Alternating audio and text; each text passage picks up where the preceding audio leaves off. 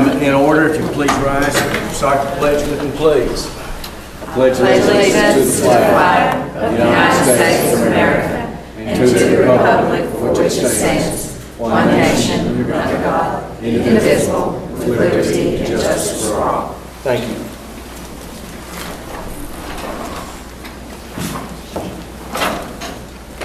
Ms. Vaughn, everyone is here on the roll call. We need to have to approve the agenda as presented, please. Do we have a motion? So moved. Motion, do we have a second? Second. Motion and second. Any discussion? If not, if you're for the motion, please respond by saying aye. Aye. Any opposed? Is there any individual here that would like to address the board on an agenda item or a non-agenda item?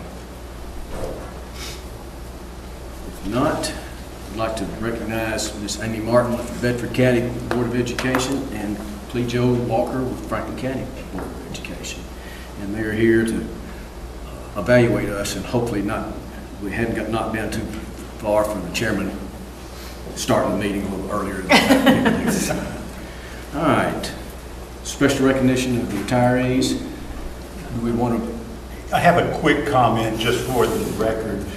We had the opportunity to recognize 10 retirees at a reception before our board meeting began. Those retirees had 375 years of service, more or less, and countless young people that they have changed dramatically for the better as a result of their service.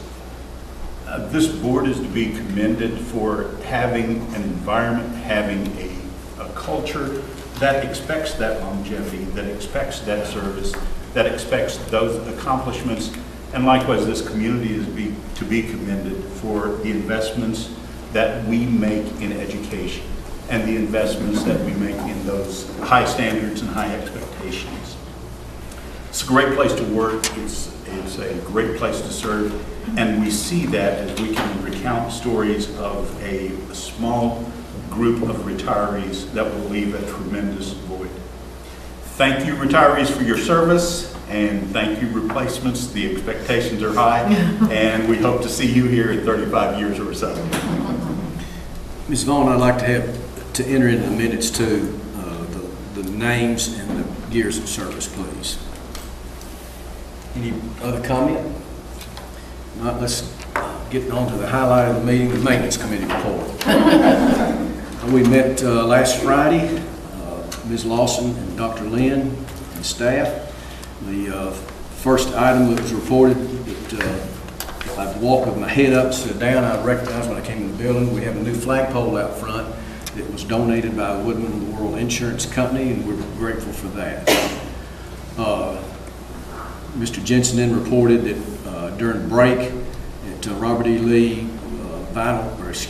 carpet in the workroom and the adjacent room to it, and I believe also the counselor's room was replaced with tile composite, and that is also to be done in the library area at summer break. He reported for HVAC and heating report for the summer. He was going to replace boilers at both THS and Robert E. Lee, and office area unit at THS, and possibly the ROTC building. And he had also going to do the HVAC, in the locker rooms that we had remodeled last break. Old West, in conjunction with the South Jackson work, if you've noticed, and there's no telling how many times I've parked there in the last 10 years, the paving was horrible.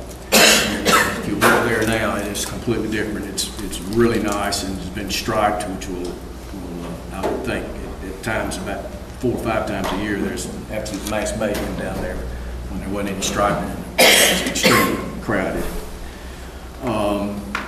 We reported that we were trying to get Old West, the connecting hallway to South Jackson, disconnected, and there's been, that was communicated by Dr. Lawson in the budget request to the city board, and we've had conversations with interim Chief Blackwell and also the mayor. We have not gotten reports back from the engineering people that we've employed, an architect for projects at Bel Air and Jack T. Fair, but we expect to see something fairly soon.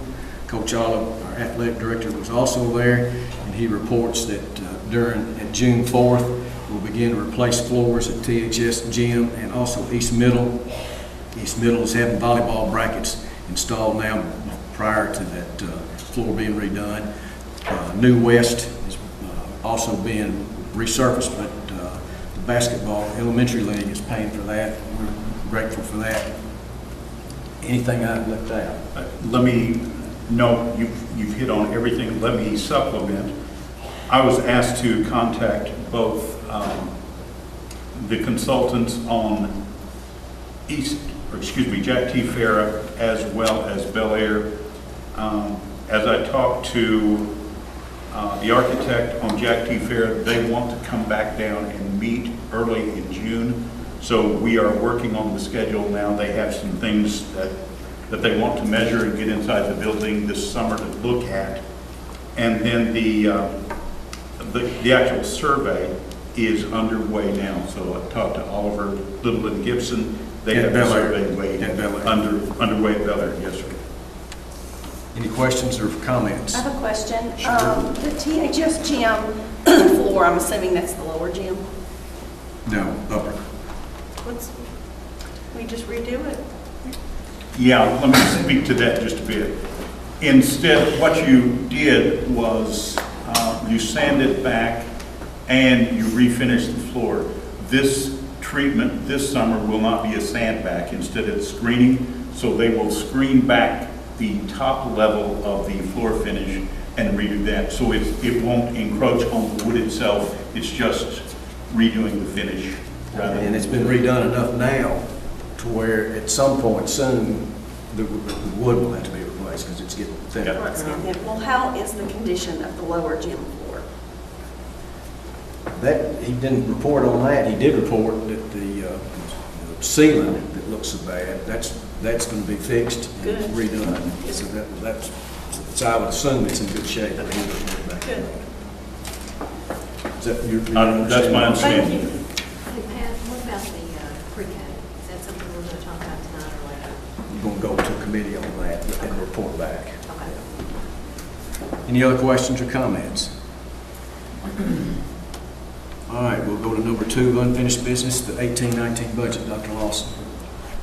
As our friends from both Bedford and Franklin County will tell you, we're anxiously awaiting numbers from the state. We have our first run of numbers that came out about a week later in the month of April.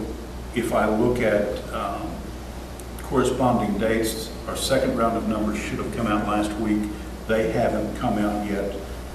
Keep in mind, we had a discrepancy based on our at-risk numbers, and that discrepancy led to about a $900,000 difference from where we thought we would be. We have submitted our evidence and our information that suggests the state was in error on their calculation, and they have advised us that we'll see the fruit of our labor on that next run. Bottom line, we haven't seen that next run yet. Second thing that you need to know about the budget process is next Tuesday evening, the city will have their first reading of the budget. And typically that gives us an idea of what the city is going to do with budget appropriations.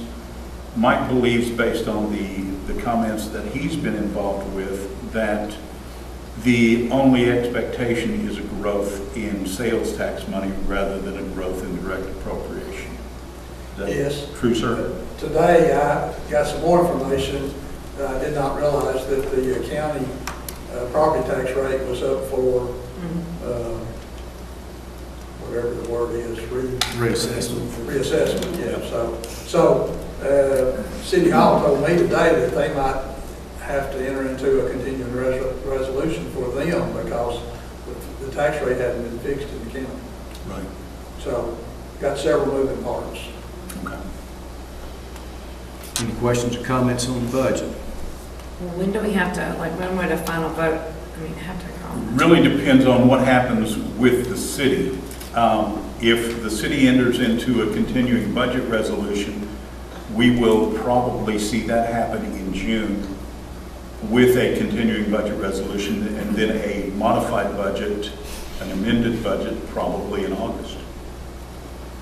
Yeah, nobody likes that, but we've seen that on several occasions. What time is that meeting on Tuesdays, at 5? I think they're typically at 5:30. I believe that's correct. It's 5:30. Okay, Thank you. And we've got that next budget on the study session. Yes. There's Yes. several board members that got some tweaking that they would like to do. Sure, it's there. I hope the $900,000 fix happens, so tweaking is available. Yeah. Audit results. Michael, the floor is yours, sir. Well, we got a clean audit. A couple of things that we have received over and over as far as limited staff and not having all the separation of duties that you might want to have. But we pride ourselves in running pretty lean here, and that's a reoccurring. But other than that, there were no findings, and we were well within the black. Increased our fund balance from one year to the next. Let me offer one other statement in addition to that. Keep in mind that our budget is a subset of the city's budget. So annually, when you see the representatives of the city with a picture in the paper talking about clean budget and how well we're doing in the budgeting process and the financial reporting and disclosure process, we're a piece of that. So we feed into the city's budget even though our budget is significantly larger than theirs. I have not talked to you about this, but I believe we confirm. We had several years back, one of our recommendations for action was that the Finance Committee look at the audit and then report back to the board, and then the board acts and receives it.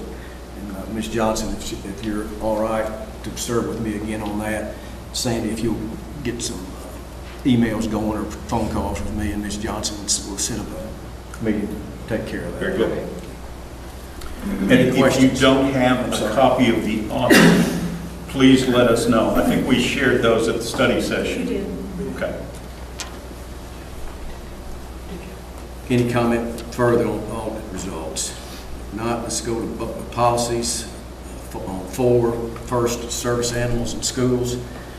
This is the second of 2 readings. Is there a motion to accept, or a motion on the service animal policy? So moved. Motion, do we have a second? Second. Motion second. Any discussion or any question? Quick discussion. Let's understand that we are provided a policy that is in alignment with the Americans with Disabilities Act. You don't have many options on service animals. In fact, we have had service animals in our school district for 25 years or more. We've seen them. I don't think we have any in the district right now. But this policy that has been developed aligns with the expectations of the Americans with Disabilities Act. Any other comment or question? If you're for the motion, please respond by saying aye. Aye. Any opposed? Therapy dogs in schools, same deal. This is the second reading, 2 readings necessary to change policy. Is there a motion? Made. A motion, do we have a second? Second. Motion and second. Any discussion or comment? Quick clarification in this regard. Please. While the service animal policy aligned with ADA, the therapy dog policy does not. It is discretionary. It is a policy that you may put in place or you may decide not to have. This is at your discretion as a board. And this is a policy that we've had some board members as well as council work with, and then we brought it back here, and we've had some more finessing of that policy.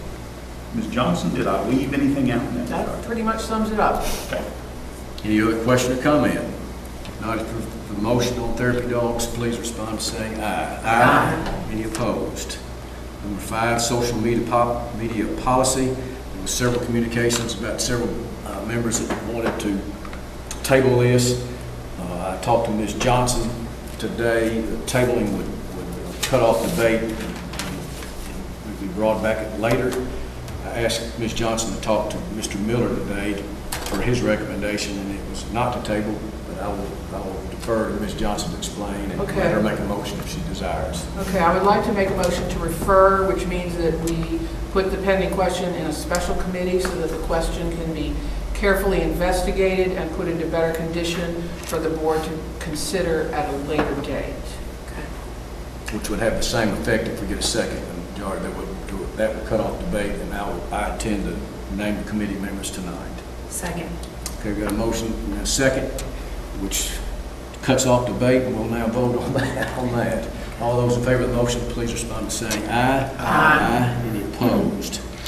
And I'm going to name Ms. Johnson, and if it's all right, I'm going to name you, Ms. Lawson, to serve on that committee. And they're serving, I believe, Mr. Price has already been involved in some discussions, and that y'all will get with Mr. Miller and hash it out and get back to us, and then we will act.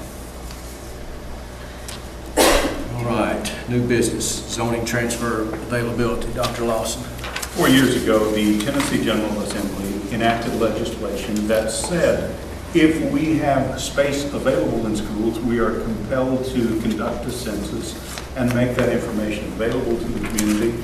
And if we want to make seats available, we've got to claim how many seats we have. I have in front of you our best estimate of where we have capacity. Obviously, our greatest capacity is at Tullahoma High School. Our least capacity is going to be at East Lincoln Elementary School. For the most part, in the last 3 years, we've probably had a maximum of 15 to 20 people who have made requests, and those requests generally are related to child care and ease of getting a child to and from school. So this is not a big deal. It's not terribly intrusive, and it's not going to matter for the vast majority of our kids. We'll probably have 20 kids or so who request this. Luckily, for the last 3 years, we have been able to grant every request. And the numbers you see in front of you are our best estimate of capacity. The enrollment window opens June 1 and closes June 30. These seats available were reported at the study session, but we need to bring them into the minutes to accept the report, to comply with the law. Is there a motion to accept the available seats? A motion, do we have a second? Second. Motion, second. No further discussion. Please respond to saying aye. Aye. Any opposed? 10 ready, waiting. Dr. Lawson. State of Tennessee has a program that's called the a comprehensive 10 ready assessment of students. In that student assessment, there was an expectation that the data would be reported in a timely manner, the testing would be accomplished at the secondary level, online at the middle school level could be accomplished via paper pencil, and at the elementary school level be accomplished via paper. For the most part, the success was not what was expected by the Tennessee Department of Education, and certainly was not what was expected by the Tennessee General Assembly, who decided that they would enact legislation that would allow you as a Board of Education to determine whether or not the spring administration would count. So you have the ability to tell the state of Tennessee that their assessment will not count against our students. Enabling legislation has already been enacted that says this test administration will not impact negatively our school districts in terms of a letter grade, our schools in terms of priority or focus status, and teachers in terms of their evaluations. The only piece that was not affected by the General Assembly was the piece of what do we do with student grades, and they have given that back to you and allowed you to not have these scores count. I would recommend strongly that you enact a motion that says these scores don't count in Tullahoma. Thank you, sir. The range available by statute is 0 to what? 0 to 15. 0 to 15. Your remarks were quite charitable, I may add. Yeah. I'll entertain a motion for a percentage within state law between 0 and 15%. Is there a motion? I make a motion that we make the entertaining decision of 0%. Nice. Is there a second? Second. Second. Any further discussion? If not, please respond by aye. Aye. Or are there any opposed? Thank you. Consent agenda. Is there any item on the consent agenda that needs to be pulled off for discussion? If not, I'll entertain a motion to accept the consent agenda as presented. Moved. Motion and second. Second. Motion and second. Any further discussion? If not, if you're for the consent agenda as presented, please respond by saying aye. Aye. Any opposed? Superintendent's report. Ms. Keene had called and she is unable to attend this evening. Let me share just a couple of things that we're really looking forward to. We had a collaborative relationship with the Salvation Army out of Franklin County, and we will have a food truck instead of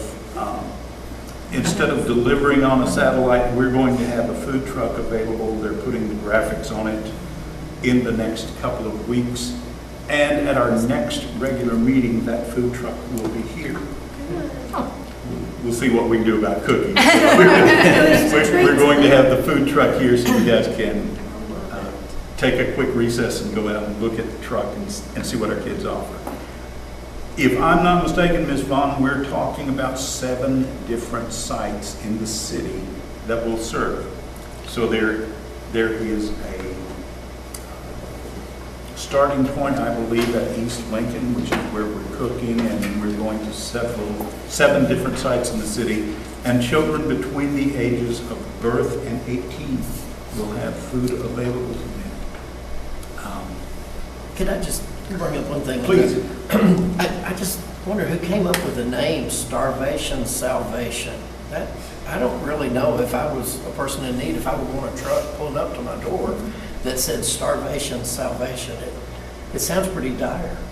And I'm not saying that people aren't in need, but you know what I mean. There's a stigma attached to it. Yeah. I mean, some of the other things do not really have that same stigma. Yeah. I think that in terms of branding, I think the look is going to be a whole lot more important than the verbiage, but it may well be that with what we're putting on, if this works and we find this is a challenge, we can change that pretty easily. That's why we went with the graphics that are portable, so we can just take them off and it wouldn't be a big deal. And I understand where you are in terms of that name. Don't know what will sell best, but that's worth considering for the future. Especially if we can get any hesitancy from people we're trying to serve. Yep. Tullahoma News did a great article on that. You did? Yes. It's also my understanding for Angela and Pam, when I talked with them about that they're going to market it more as S3 rather than the full name. So that way it's short, quick to the point, and you don't really have to dwell on what the terminology was. My understanding was that Angela and Pam wanted to come up with a name that featured Salvation Army, since it was a collaborative effort, and that was the easiest way to go with something alliterative and something that was kept, it's a common theme. That was my understanding. Thanks for the backup. I just wonder if it also, it might, if with the name, and if people were to associate that, if it might tend to stimulate a DCS referral if they say, well, people, you know, they're not able to feed their children, the truck has to always come, and maybe there's some other problems that need to be looked into. That's my only thing. I'm not, but I think it's a noble cause, and I'm all for feeding the hungry. That was just the only thing. Thank you. Anything further? The second thing is the big thing. Friday night, 7:30. Ms. Rose wants to invite each of you to a little party she's throwing for 260 or so 18-year-olds. So she would covet your prayers to help Leland Statham with the rain forecast. And Dr. Lynn would covet your prayers to keep his right hand healthy as he shakes hands with all those kids as they come through. We do have 2 members of our Board of Education who are blessed with sharing their graduate this Friday night. Ms. Usselton and Dr. Lynn both have a child graduating, as does Ms. Fanning. So this room is well represented in graduates. Love to see you there, and love to see some great weather Friday. Beth, I'll be there. You have, she has a niece. I have 2 nieces. Well, good deal. Thanks Two for, nieces. I'll be there. So Thanks for please letting us don't know. rain, because I'll have my 85-year-old mother there trying to. Well, that's enough of a reason right there. following up on Ms. Lawson's question about the programming for pre-K and the maintenance, that's tied in with special education. In the next study session, I'd like to have a discussion on that, but that being a part of special education as a whole. I'd like to get a kind of